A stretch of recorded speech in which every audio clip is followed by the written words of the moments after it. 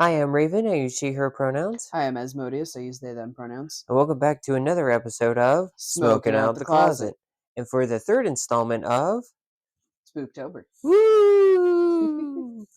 For those of you who are new or just joining us, we are a queer podcast. Pun intended. Talks about cannabis, The LGBT community, and everything in between. and beyond. So welcome. Welcome. Spooktober. Poop-a-doo-ba-doo-ba-doo-doo. Woo! All right. Before we get into the topics of stuff we wanted to talk about, can we review the Valhalla Troches? Yeah. So my tree apparently was the first one in Pennsylvania to create 50 milligram per dose troches. But the Valhalla ones, which are a white label for TerraSend or like Standard Farm Illera, Yeah.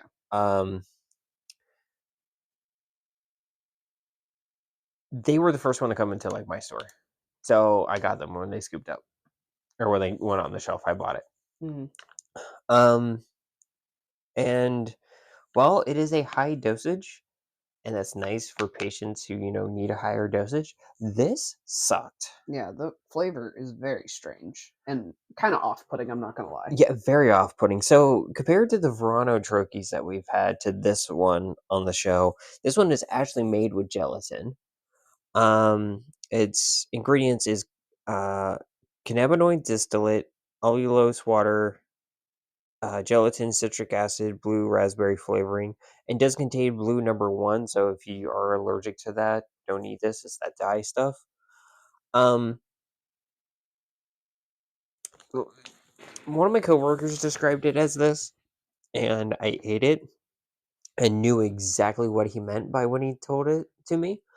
So it does have a strong weed taste, and that I'm not bent out of shape about because the RSO troches from Verano we tried off screen, they had a very strong weed taste too. This is made with RSO, and I didn't mind that. I don't mind that either. And we've had you and me have had edibles from New Jersey before as well, and some of them had some strong weed tastes. I've had some from Michigan. They don't have a strong weed taste at all. I don't know what they're doing out there with theirs, but It's probably just how they're infusing it, maybe. Yeah.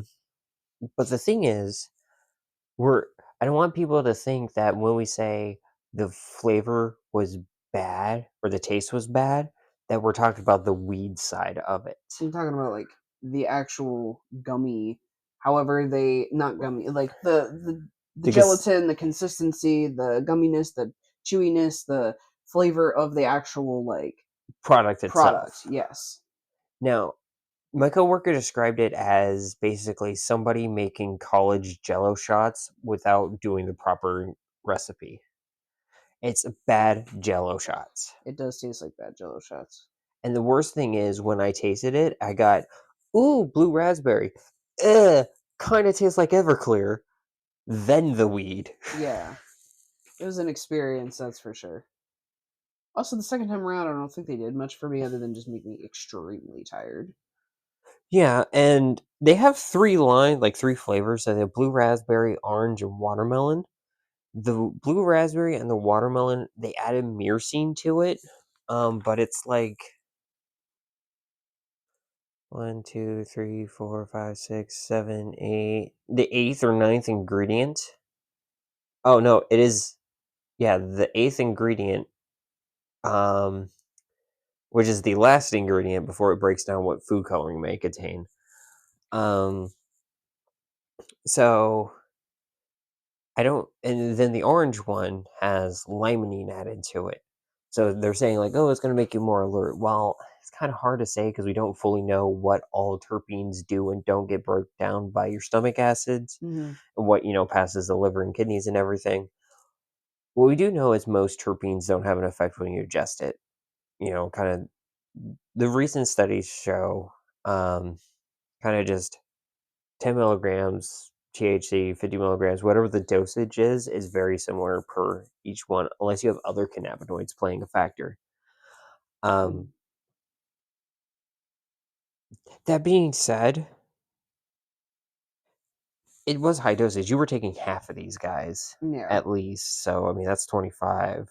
I usually do the 30 milligram boost capsules. When I Hmm. do RSO, I'll do anywhere between like 10 to 25 milligrams. And you say these were hitting you faster. They were about 30 to 45 minutes, which is very fast for me, Yeah. considering RSO takes about 3 hours for me.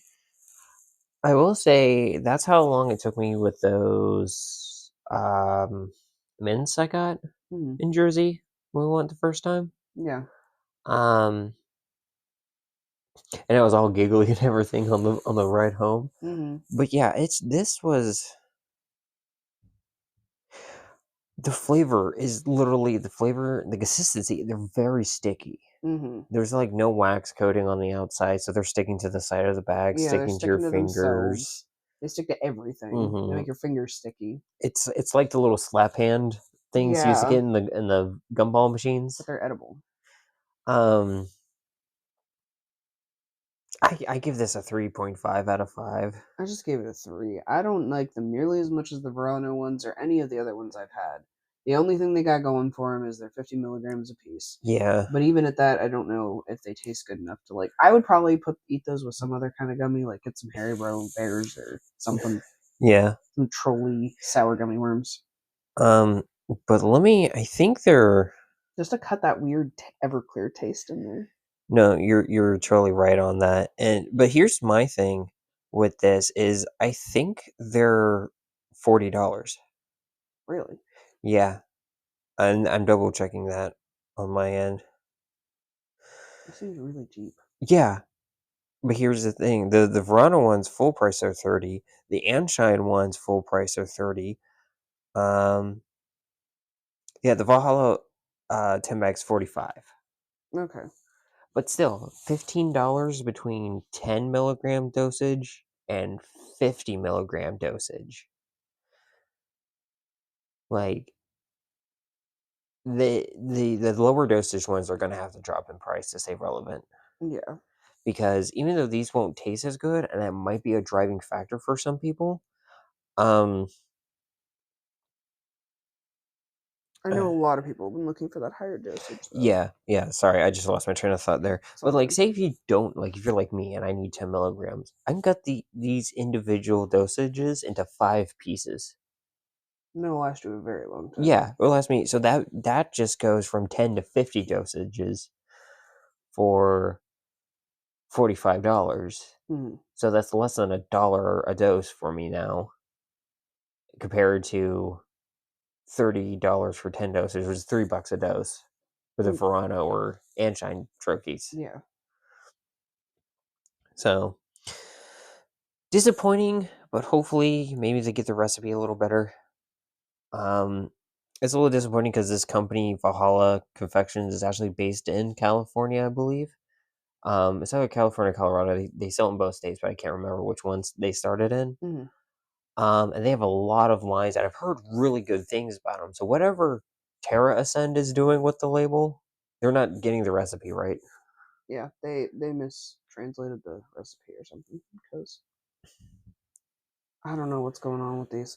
Hopefully, maybe they'll get better the longer they're in the market. I don't know. I hope so. It might just be the distillate too, like not even the weed part of it, just the solution they're using for the distillate Yeah, might be overpowering it. it might be contributing to that Everclear taste too. Because if Yeah, it's an alcohol-based distillate, that's going to play a factor in there. big time. Is there a topic you wanted to bring up? Yeah. So there was this article that I was looking at, and it's from Westword. Excuse me. And the title is Ghostly Ganja 12 Weed Strains for Halloween Lovers, since it's Spooktober. I just thought of. It's from Westworld. Oh, great! It's in a robotic sci-fi western. Westward. Yeah, but that'd be interesting. Right? Reminds me of what was that campaign we were playing? There was an RPG, a TTRPG that was. Tales from the Loop. Well, no, it was Wild West, wasn't it? It's Oh, Wild West theme. I can't remember what the hell that it was was. What were we playing? that was the Weird West tabletop RPG. It was an Yeah, alternate timeline. that's what that made me think of. All right. Anyway, spooky weed. What the article begins: whether you're token up before eating your children's candy, getting high to inspire some jack-o'-lantern creativity, or enhancing the visual aspects of your Halloween stoner flicks, you'll find that cannabis can come in handy during Halloween season. And with pumpkin beers and witch's brew, there are plenty of scary strains to heighten the spirit. And they've listed 12 Halloween-friendly strains, which they've reviewed. And the first is Frankenberry. Not only does Frankenberry ramp up the ghoulish effects of notch of I can't speak. I'm so sorry. Not only does Frankenberry ramp up the ghoulish effects a notch as you puff a joint and watch Michael Myers get back up for the 10th time, but it also takes you back to mornings before school eating a bowl of the strawberry marshmallow cereal. And so does the strain's cakey berry flavor. Ooh, yummy. Frankenberry is a little harder to find than it used to be, but typically rises from the dead in Denver more than once a year. Devil Driver, the daytime variety of the parent of Dante's Inferno, one of 23's hottest strains. This fall could be all about Devil Driver, though. An increasing amount of growers and extractors have taken interest. The hybrid strain of Sunday Driver and Melonade has a cherry melon forward flavor, which is creamy and sour. Ooh. Yeah, and the Devil Driver is sold in Pennsylvania, at least Southwest PA, where we live right now. In the Pittsburgh area, I've seen it at multiple different dispensaries.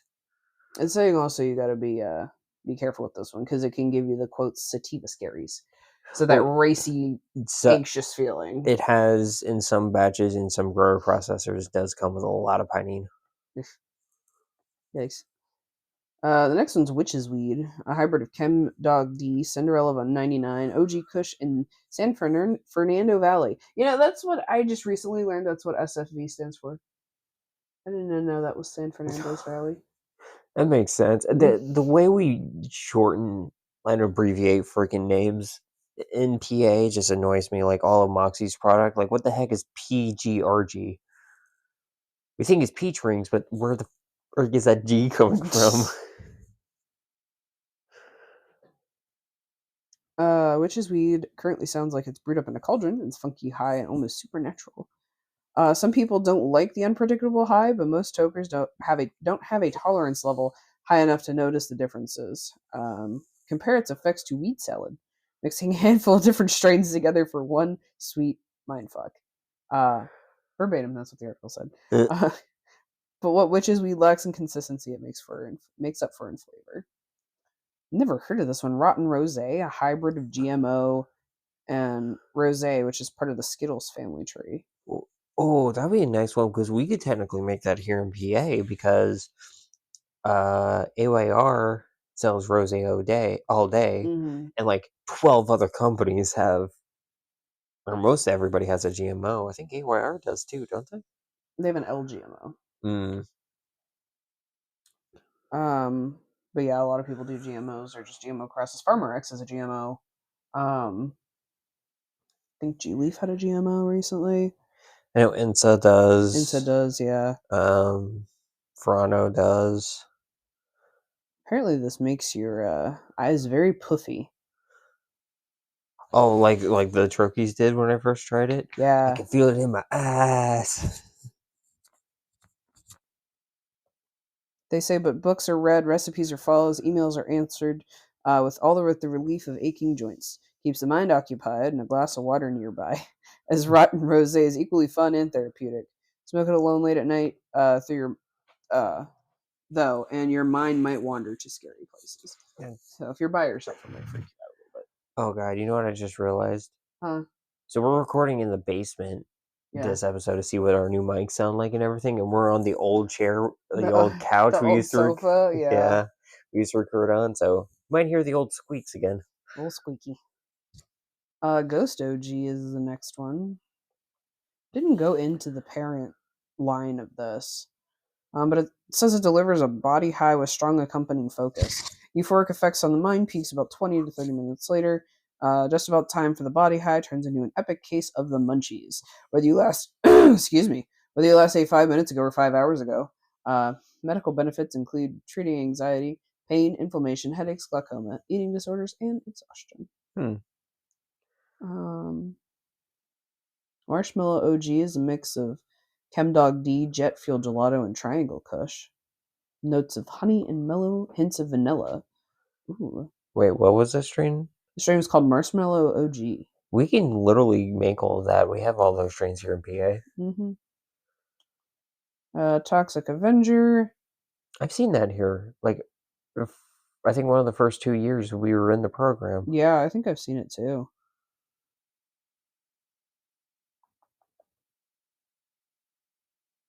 Apparently it's bright and smells like fruity gasoline. Interesting.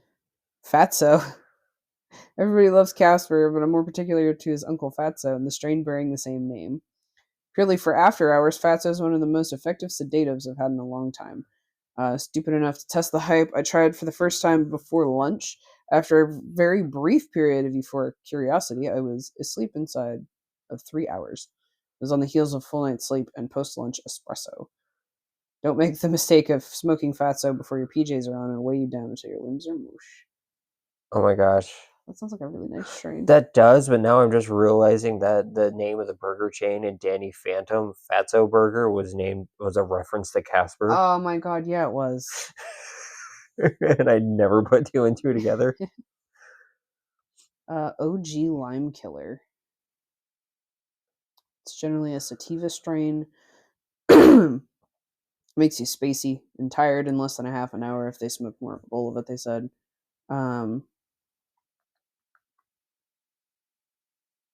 Yeah, just kind of a spacey one. Oh, Ghost Train Haze, I've seen that one. It's a Ghost OG and Neville's Wreck. Ecto Cooler from Nice. Ghostbusters. Named after the Ghostbusters themed high C drink in the 90s. Ecto Cooler's energetic effects can relax the body's daily aches and pains, providing euphoria without making the mind think too much. What is this? Tutank Hammond? What? Let me see. King Tut for short. Brings energy and gusto while relaxing the stomach. Isn't it Tutankhamun? I have no idea. I can't I'm remember. so sorry. I murdered that. I mean, to be fair, ancient Egyptian is not usually written phonetically. No. This is also another sleepy strain. They didn't mention Jack Horror. I thought Jack Horror would have been on there because it's also another one of those strains that's like, if you smoke too much of it, you're gonna freak yourself out. Yeah. And like, it makes horror movies really fucking intense and scary. And it's a Jack Herrera crossed with another really strong sativa. I can't remember what the other parent is, but it's Jack Herrera and something else. It turns it into Jack Horror. I'm also gonna put a double bear cart that came out that's in my store right now that I want to buy. It is called Monster Mash. Oh, I saw that one. Not a whole lot. I tried finding its like lineages. There's not a whole lot on it. But I think it's because Terrapin renames a lot of their stuff. Sometimes they do, yeah, just because of the way PA is, which is dumb. But they also breed genetics that are like PA only too. Yeah. Let me get back to my show notes. I'm gonna read. We have a bit of time. I'm gonna read some LGBT history because it is still LGBTQIA plus History Month. Woo. Insert applause claps here. I don't have that editing power or time. All right. Let's see. So it starts with like the Wikipedia article that I'm using starts with like East Asia and Pacific ones. I'm just gonna pick like different chunks. So male homosexuality had been acknowledged in China since ancient times. It was mentioned in many famous works of Chinese literature. Confucianism, being a primarily social and political philosophy, focused little on sexuality, whether homosexuality or heterosexuality. In contrast, the role of the women was given little positive emphasis in Chinese history, with records of lesbianism being extremely rare. Um, oh, this one I knew because my Japanese classes in college. So in the pre-Meiji era of Japan, there was records of men who would have sex with men, um, and became very prominent during the Edo period. And there was even um, historical practices in Japan as wakashudo, or the way of the wakushu, and nanshoku, or male colors. Um, but it was very um, romanticized, and a lot of books and everything were kind of recorded at the time. That's where kind of like where some of the like yaoi's history kind of starts in Okay. Japan. Um, and one of them was the Tale of Genji, written by Ian Era, I believe is how you pronounce it. Um, and there was the stories of like someone falling in love with a girl who was a cross dress described as a cross dressing male, but we don't know if like they are cross dressing or like trans, just because there's so many years ago Hmm. that kind of like the history gets a little muddled. Let's see, we'll do Middle East, North Africa. In ancient Egypt, uh, there were I'm no way gonna be able to pronounce it. The duo Kun- Kunumtep, and you know what? There were two manicurists in the palace of King Nizri during the fifth dynasty of Egypt's pharaohs, or 2400 BCE, are speculated to be have been a gay couple based on representation of them embracing nose to nose in their shared tomb. Um, which I guess apparently that's how lovers are buried. Not Hmm. sure. Don't quote me on that. I'm just reading the record. I did not. I was not a ancient Egypt nerd outside of like the Mummy movies or Kid Tut on PBS. That's fair. Um, there's some that goes into uh some medieval. There's one talking about different parts of like rules based on religious things. In the Ottoman Empire of Turkey, in a world before sexual preferences defined identity, men who desired other men were not thought of as members of biological determined distinctive subcultures within a constant nature. Because men and women were not thought of opposites, same sex relations were not considered to go against nature. In fact, this is in parentheses of the article, um, women were thought of as biologically imperfect men. Hmm. That's an interesting way to think about everything. Like we're all just human. Yeah. That's probably not how it's meant and what they're referring to, but that's kind of how I'm reading it. Mm. Let's do Europe. Ancient Celts.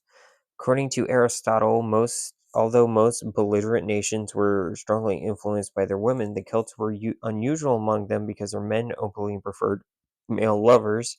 Quoted in his Politics 2 writing from 1269 BCE. Um, that's interesting. Ancient Greeks. There's a lot of ancient Greek stuff that was very openly gay, like male couples on their vases and pottery Yeah. being made. One of the most famous things, I think it's Spartans. Were It was very common for the Spartans to have relationships with each other. Uh, Same-sex relations did not replace marriage between man and woman, but occurred before and beside it.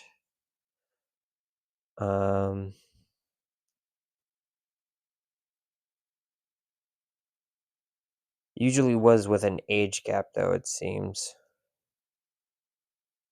Same-sex relationships were a social institution variously carried over from time and from one city to another.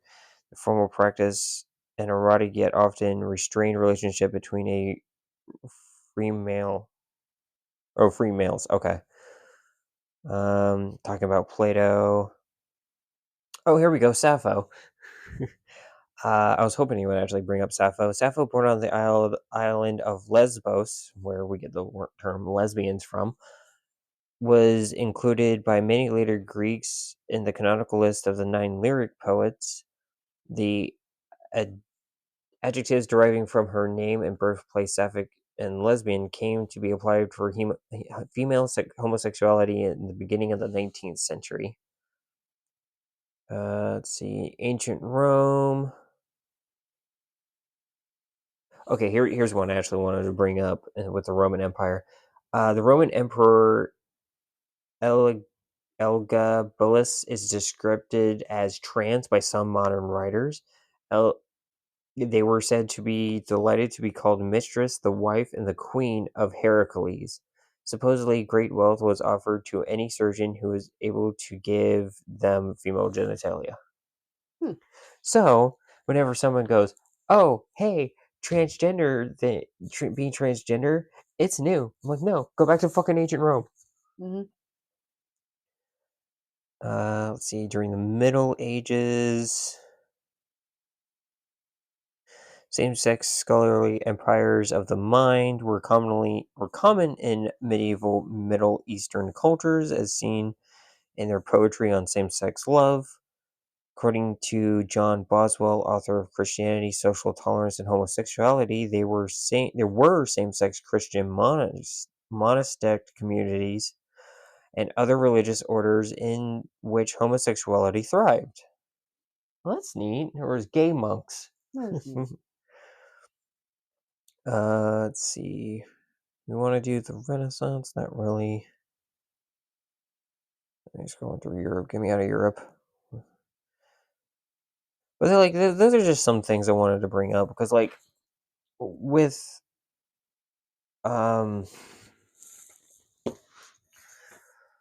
it's weird history because like there's a lot of it that's been destroyed over the years thanks to like different groups and organizations and religions. So a lot of like things have been buried, but we are finding more and more history, and we are finding a lot of things, and I just don't want us to forget our history. And some of the things, even just like 10-15 years ago, that is still queer history. Yes. Even 5 years ago, and every battle that we make and win and rights we gain and the ability to be ourselves is history that we are making. And they should teach queer history in class. Yes. Is there anything you wanted to add to the history side? Anything you knew that you wanted to bring up? I don't think so. Okay. We are getting to that point where we are about to hit our break. So we're going to take a break, and then we'll be back after a quick message.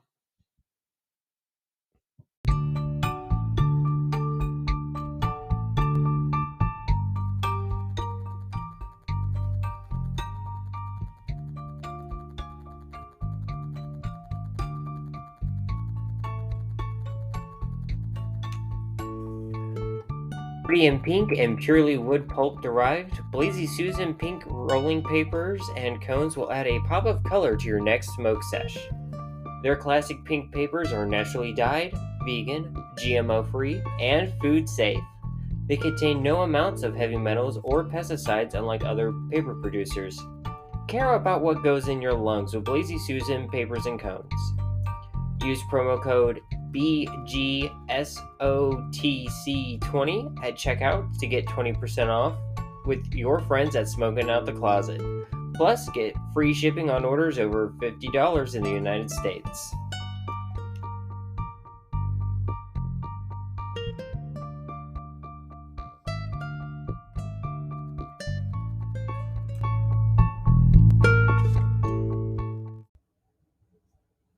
And we are back. And also, we tried this trial run before, but if anyone hears our heat fan going on, we do apologize. So you got to think about costumes. Yeah, since it's Halloween season. There's an article from Refinery 29 that is 12 queer couple Halloween costumes for the sapphics, gays, and the theys.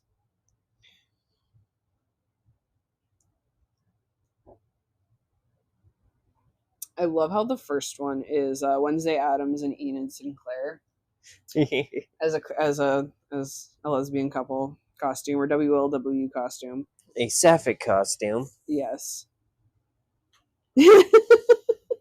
Bert and Ernie, there's been so much speculation that they are queer for the longest time now. Yeah, no, it's definitely been there for a hot minute. I think since at least the 80s. Yeah. Oh, of course, next is Harley Quinn and Poison Ivy. Yeah, no, that's a good one to have. I feel like that's going to be like the big power couple one for this year, to be honest. Yes. They're full on married and full on adorable in the animated series. So cute. Bob Ross and a happy little tree. That's adorable. Yes. Just be a happy little tree. That's all it is. Yeah, just dress up like a happy little tree. I'd do that, like the walking Christmas tree costumes. Yeah, no, that would totally be you. Oh, Frog and Toad. There's something innately bisexual about frogs. Don't ask us to explain it. Just browse any of the thousands of bisexual frog memes on the internet for more clarification. No. See, that's where I feel like they did disjustice on this. The creator of Mr. Frog and Mr. Toad actually was gay, but he could not live that life. He was either gay or bi, but it could not be out. He actually had he was in love with another man, but could not express it at the time. And it wasn't until his children found his journals that they found out. Aww. So the story of Mr. Frog and Mr. Toad is actually based on his longing to have a relationship and a life with that other man. Aww. And I did not talk about that, and I'm very mad. What straight person made this article? Barbie and Barbie. Yeah, from the new Barbie movie. Yeah, I can see that one being big Halloween costumes this year. Let me guess, there's a Ken and Ken as well. That's the next one. Ken and Ken. Do you ever make your Barbies kiss? Yes. I didn't have any Ken dolls. Thing 1 and Thing 2. See, I don't know about that one. I don't know if they're queer. I don't think so. I always we can't think of a less gendered couple's costume. I mean, yeah, I guess they're not very gendered at all. But true, but I always thought they were siblings. Yeah. That's how I read. Like, I don't know. I thought they were like clones, like little. Yeah, they could be clones. Guys. Yeah. Go dancer to disco ball. There we go. That's a weird one. That is weird. You could go as your astrological signs. Boo. I feel like every college sorority girl's gonna do that. Oh, you could be GBBO's Paul and Prune. Great British Bake Off. Yes. For those of you who don't watch it. I love Great British Bake Off. I don't get how that one's queer unless it's supposed to be like it's like queer friends going together. And that's the end of the list. And that's it. That's it? That's it. Okay, so you're not doing the whole trans community thing of like Gomez and Morticia Addams. Like missing that. Yeah. Let's see, what other good queer costumes are there? Oh, you could be fucking Marceline and Princess Bubblegum? Princess Bubblegum. Yeah, you could do that. Crowley and Aziraphale. That's a huge one. I knew you were gonna pull that one. Freaking Crowley and Aziraphale. I knew you were gonna pull that one. Okay, but what about? Oh my gosh, you could do now. They're a straight couple, but Kermit and Miss Piggy, but Miss Piggy is a drag queen. Yes, I could totally see a couple doing that. Absolutely. Buzz and Woody from Toy Story. Yeah. No, there's so many costumes you can do. Like you do Beth and Space Beth. From Rick and Morty. Yeah, I Yeah. guess you could. I'm trying to think what other like you could do. The two main kids in Heartstopper. I have no idea what we're talking about. That's the British queer show based on the book that Kira, my sister, really likes.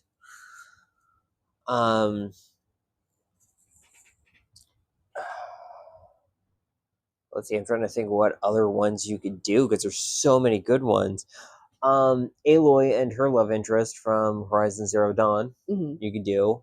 Well, no, it's for whatever the Horizon Zero game, the newest one with the newest DLC. Yeah.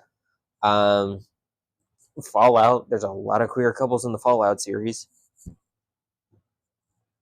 Not Dead Space. Mass Effect. Ruby and Sapphire. All Steven Universe characters. Mm-hmm. Let's see what else. Freaking Craig of the Creek. JP's older sister is queer. Okay, spoiler alert for anybody who's not caught up with Supernatural, and I'm not either, but this was heavily implied. Castiel and fucking Dean. But yeah. I don't like how they brought it about. It was just like at the end real fast, Mm-hmm. and then they're just like, ah. Well, like Korra and Asami from Legend of Korra, that was the same way. Yeah.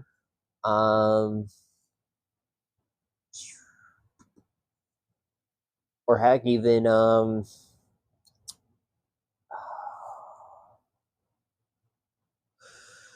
you could do I can't remember her name, but it's Kyoshi. Kyoshi had a sapphic relationship in the books. God damn it, what the hell is his name? Hold on.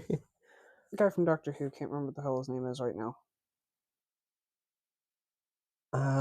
There's so many costumes you can do, and the go-go dancer Bob Ross and those seem like star signs. I feel like a straight person wrote this article. I feel like they did too. Like someone who self-identifies as an ally. Like, I'm an ally. And I'm like, have you been given that title? No. How are you an ally? Shoot, I can't remember what the hell his name is. He's from Doctor Who, and literally anybody with a pulse, he finds you attractive. And I can't remember what the fuck his name is. He's also in Torchwood.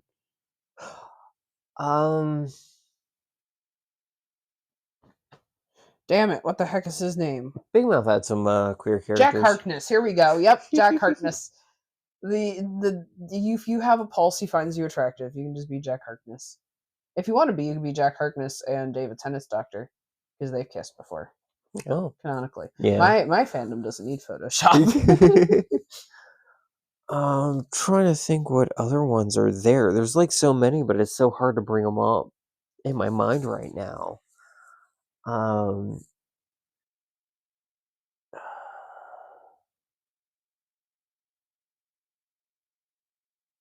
You know what? I'm just gonna.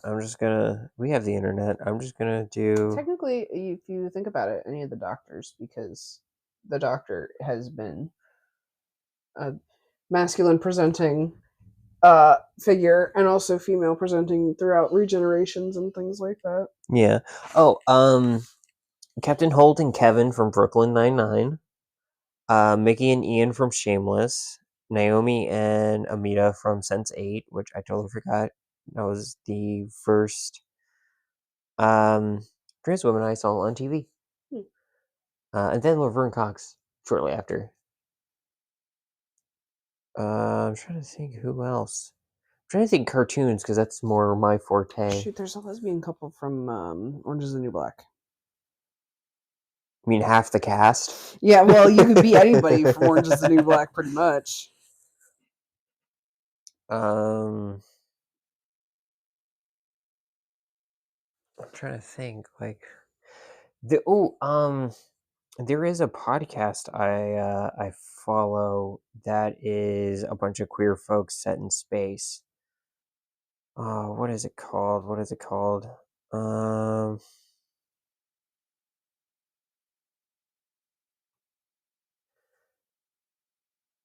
I'm going to turn my volume down so I can actually boot it up here.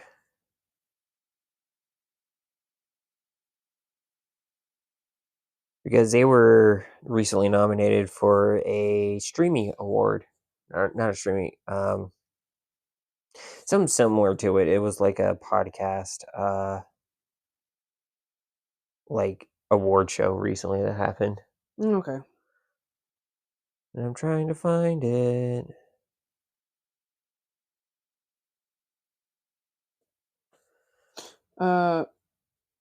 I'm not caught up on Star Trek Discovery, but Paul Stamets and Dr. Hugh Culber are the first openly gay characters and the first gay couple portrayed in the central cast of Star Trek. Nice. Then it'll start with some big reveal. They introduce each character in his professional role, doing his professional stuff, and there's this great intimate moment of them standing next to each other, brushing their teeth, just like any couple. Mm. That's cute. I love that. Star Trek's always been super progressive. Then you would like this one. It's Starship Q Star, where it is literally a bunch of different characters. The last, so it's two captains, who were a couple and broke up before they were both assigned to the ship. And they end up being them and their crew end up being the last survivors of Earth. Oh wow!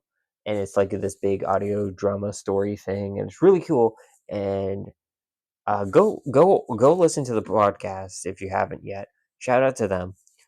But all the characters are queer, and you can find any facet of yourself in it, and you can be any of the characters. And they do have official cartoon style art for each of the characters. Heck yeah! Um, Oh, I forgot. There's another queer couple in Doctor Who. It's in a recent episode I watched.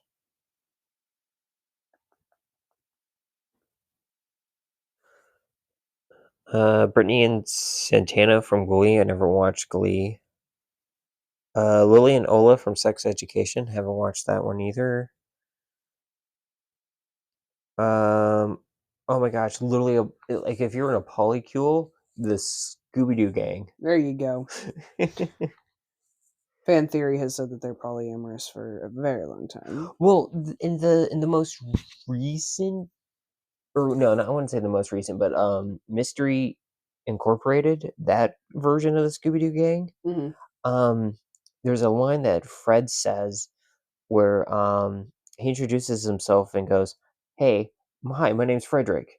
Unless we're dating, then it's Fred or Freddie." Mm-hmm.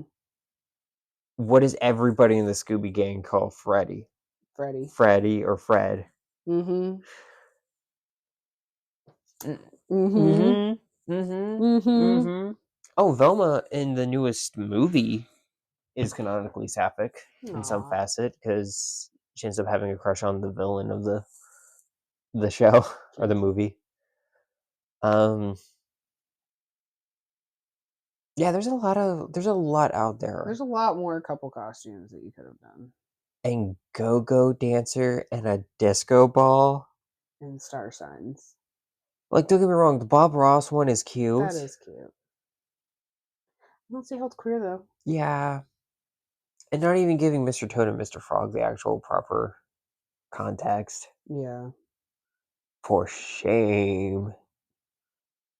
Any other costumes or anything you wanted to bring up with that? No, I don't think so. You should have got a queer person to write your article. Yeah. That's what I gotta say. Well, I have one of an article here from Times Standard, which is kind of some bummer news. Here, the headline is titled "Race to the Bottom: Humboldt County Cannabis Dispensaries Struggle with Industry in Turmoil." Written by Sage Alexander. Also, just accidentally bumped the mic. Sorry about that. I'm not used to having a mic here. No, me either. Cannabis dispensaries say they are struggling. The industry as a whole has grappled with the price of cannabis plummeting over the past 2 years and big changes following recreational legalization.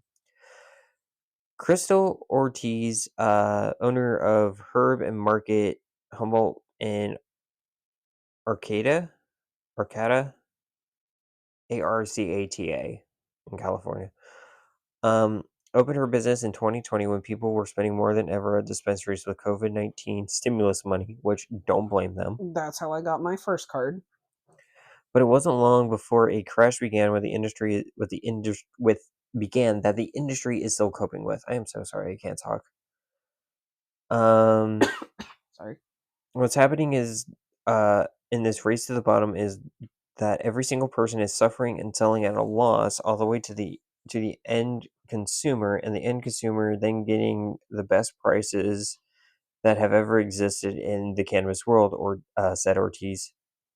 And that's true because a lot of like we can even bring it up here in Pennsylvania, but from what I've heard, thanks to Cool Nerdweed Show with California, is the way the laws and everything are constantly shifting, and that they're implementing stuff, and there's lag behind the social equity side of it. California is very hurting because it's like, okay, you have to pay for this and you have to pay for this, and all of a sudden we're going to make you pay for this, and then we're going to pass this law, but then you're going to have to be on standby before anything happens. That's what New York's cannabis industry is hurting with right now. Mm. Is they're trying to do the social equity first, but because of the orders, some people, like some anti-cannabis groups, got into the ears of the veterans who were waiting for their license, and then they sued the state of New York.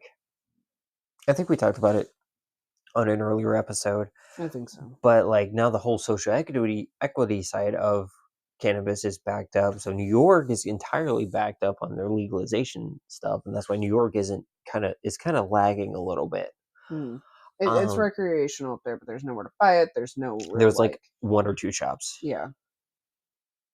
Um, and so it's kind of slowly rolling, but it's a lot of the laws and everything. It's the politics and the bureaucracy that's getting in the way, and California is getting bogged down with it because they made one law and then you had to pay into it. Then they made a new law and you had to pay into it, and then they made another law and then people had to shut down because they couldn't pay into it. Mm-hmm. And so it's a lot, and it's sad to say it's hurting the small businesses and helping the MSOs. I feel like a lot more. Yeah, because the MSOs have the money to keep paying for the next new bill and the next new Hmm. certification they need or the next new license or whatever. And also, that's why I feel like the states need to take their time and fix this stuff before it becomes an Hmm. issue and try to straighten out and iron out all the kinks in. It's going to make people upset, yes, because it's going to take longer, but then you're not going to have these problems like California has. This is the exact reason why you should wait and make sure everything is going to be in place and it's going to be a smooth Hmm. transition and everything for everyone, so you don't end up like California and have all these people that are going bankrupt because they can't afford And I feel like whatever new law you put in. Maryland's done that very well. I feel like Maryland, Michigan. Hmm. I feel like they've done that very well. Hey, Oklahoma even. Hmm. Um, so there are good examples. It's just there's a lot that needs to be done, and I'm speculating here. I'm wondering if that's why a lot of things get stopped in PA, is because there's not enough kind of forethought and just kind of let's rush it kind of thing, and they don't want to do that. Now, that's my hope. I know a lot of it is there's a lot of anti-cannabis people still in office on both sides of the party, both parties. Hmm. Um, but I hope that some of it is like, no, let's actually try to get this like sorted in a way that's going to be beneficial to everybody, not just the MSOs. Yeah. Um, let's see. The article continues with legacy dispensary closes. The closure of one legacy cannabis dispensary earlier this year illustrates the new world of retail cannabis in Humboldt County after recreational legalization. The Humboldt Patient Resource Center, a dispensary founded in 1999, closed in June. It was one of California's longest running dispensaries. A message at the time cited the death of owner Connor Hawkins and issues with transferring the business license as reasons it had to shut down. And that makes sense because these licenses have to be. I can't imagine them being just simple thing you can inherit. Like if you had a mom and pop shop, like a grocery store that your family owns, right?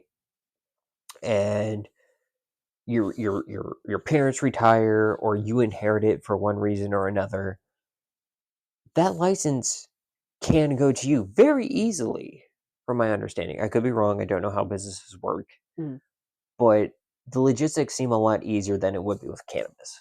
absolutely.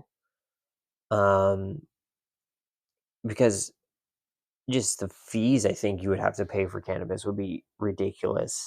Well, yeah, the I don't know exact figures, but to apply for a cannabis dispensary license is ridiculously expensive. It's a few In this in the $100,000. state of Pennsylvania, yeah, it's expensive. And that's why there was that bill to like allow um, grower only companies to start their own dispensaries. Hmm. Um, and while that's nice, I kind of wish it was state only grower processors. It's kind of vague in the writing. We talked about it on an earlier episode as well. But yeah, it's kind of vague, you know? Yeah,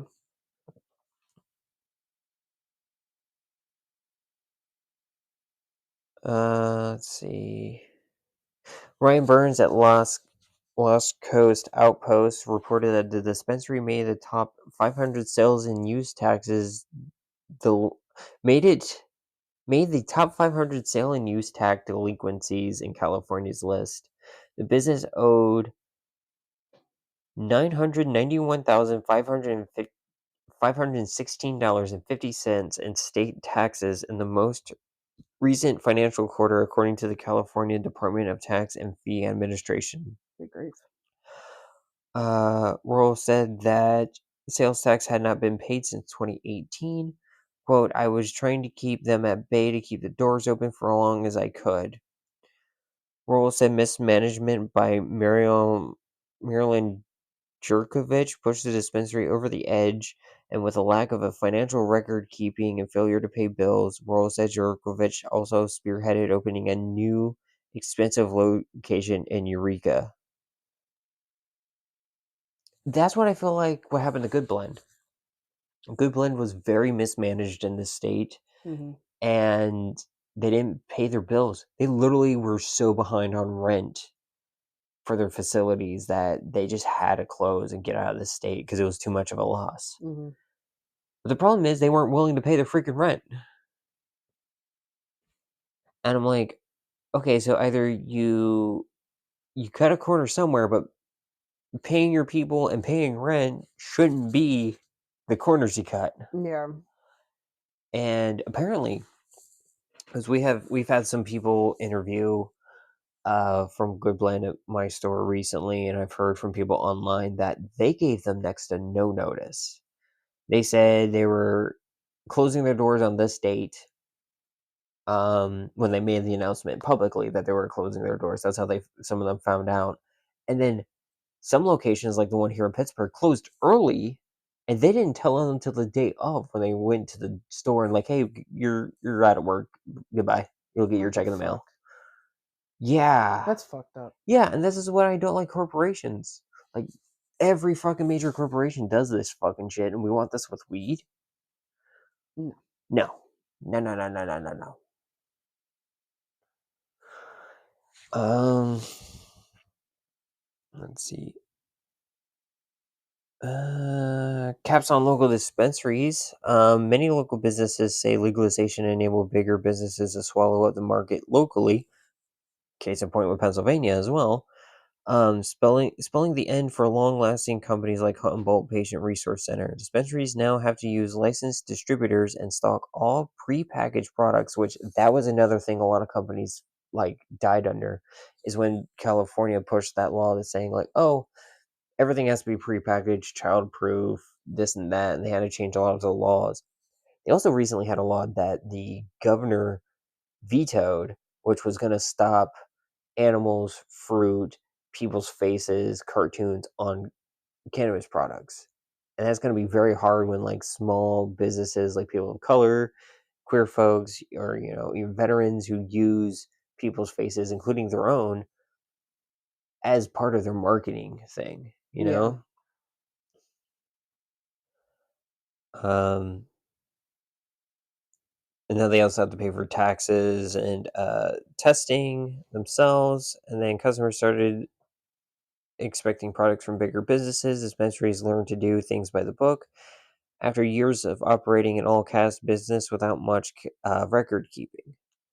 And that, because that's the hard thing is you start a business early in the recreational department, and then all the laws change and everything, and they expect you, okay, now here's the law, backlog everything like you had it.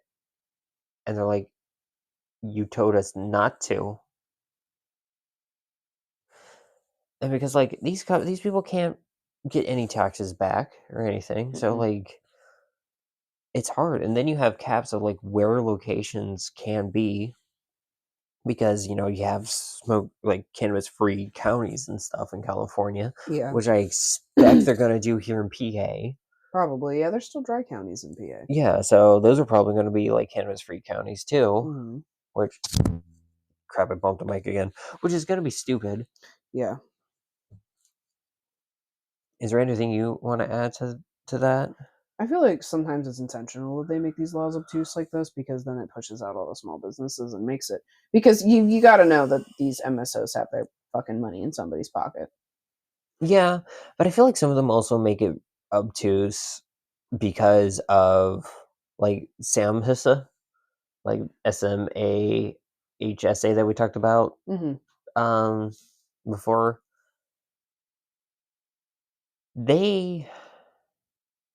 I feel like they also lobby people to make it so hard and everything that like while it, like say Ohio, the people have pushed, the people of Ohio petitioned, got enough signatures to vote on cannabis into law in Ohio. Mm-hmm. But then you're gonna have like, okay, cool, they pass it, cannabis is legal. Let's make it the hardest method possible so that like only ridiculous companies can open up businesses because they have the ridiculous amount of money in these very certain small regions of the state. So people have to drive 2-3 hours to get weed. Yeah. Like, yeah, sure, it's legal. I'm not saying that's what Ohio is going to do. I'm just saying that if, you know, Ohio's probably going to go legal next, which kind of sucks for us, PA. Yeah, how dare us let fucking Ohio go wreck before us? Yeah, there would be only one state around us that would be medical only. Is it? West Virginia. Yeah. And we just barely touched West Virginia. Yeah. We're almost completely surrounded. Almost completely hotboxed in. Come on, Yeah. Pennsylvania. You guys want us to be Wisconsin? I mean, come on. Is there anything you want to add, Lovey? No, I don't think so. Okay, I think this has been a pretty good episode. Yeah, I think so. Well, once again, my name is Rayven. I use she, her pronouns. I'm Asmodeus. I use they, them pronouns. This has been another episode of Smoking Smoking Out Out the the Closet. Closet. Bye. Bye.